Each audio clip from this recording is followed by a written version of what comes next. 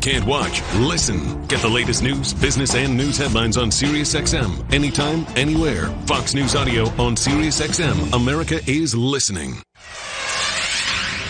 Lawfully gathering and expressing First Amendment rights, demanding we do better as a society, and providing true equity for communities of color is not terrorism. It is patriotism. Seattle's mayor defending the people who have taken over several city blocks in Seattle. We're also hearing some protesters in Nashville are planning to follow suit, Nashville, and, quote, reclaim a plaza there tonight. But the governor of Tennessee saying he will not tolerate it. Let's bring in Jason Rantz. He's host of the Jason Rantz Show on KTTH in Seattle. So, Jason, you were down in the area. What did you see? I saw mostly what a lot of other people are seeing if they're going on Twitter instead of some news outlets. You're seeing a mix of, yes, a little bit of a block party feel, but you're also seeing a lot of angry protesters who have decided to take over, commandeer a 6-block radius of a major neighborhood in Seattle. And they're upset with the cops, and they're saying some very nasty things about the cops. And they do not seem like they're ready to give up this East Precinct, which the mayor of Seattle, Jenny Durkan, we just heard from, she's given up this part of Seattle. She's flatly given this up. And as a result of that, cops are not able to do their jobs. People in the city of Seattle are in more danger now because you have to wait 3 times as long to get a 911 call answered. And it's just a big mess. They don't know exactly what their end game is if they're truly trying to just get rid of cops, get rid of prisons, de-gentrify. I'm not exactly sure how that even works.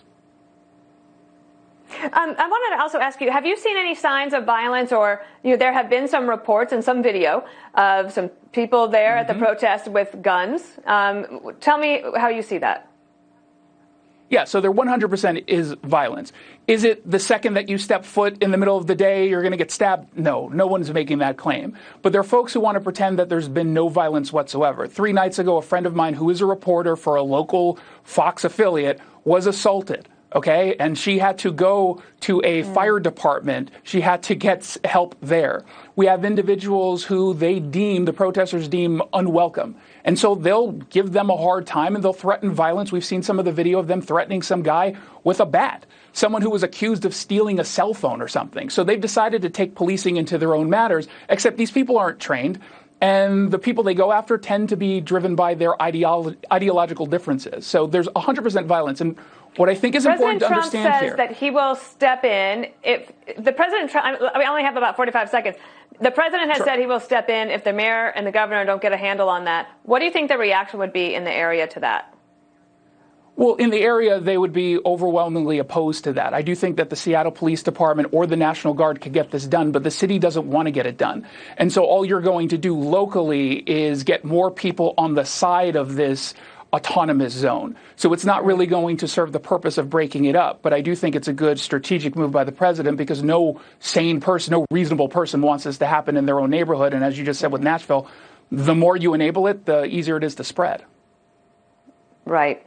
Jason Rantz, everybody should follow him on Twitter and, of course, listen to his radio show. Thank you so much, Jason.